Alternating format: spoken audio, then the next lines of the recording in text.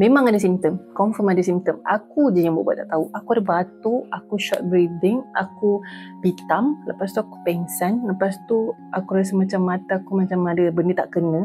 Lepas tu urat-urat ni naik-naik semua-semua, dia macam sembab je muka tau. Macam memang nampak macam orang tak sihat. Tapi aku ni aktif. Jadi aku rasa macam tak synchronize je, takkanlah aku yang aktif boleh jadi macam ni kan. So sebab aku punya tak apa tu lah, dah lama dia jadi makin worse aku rasa. Awal-awal tu memang rasa semua tu, tapi aku macam tak ada apa-apa kot, lantak je lah kan. So dia macam, ni kau nampak macam tak ada urat kan, lepas tu muka aku tak macam ni, muka aku kembang gila. Lepas tu dengan sini aku ada bengkak ni semua, ya Allah, tak tahu nak cakap lah. Nanti aku tunjuk kat korang macam mana muka aku, dan aku tak tahu korang boleh imagine ke tak dalam keadaan yang sekarang ni lah. Nanti aku cerita.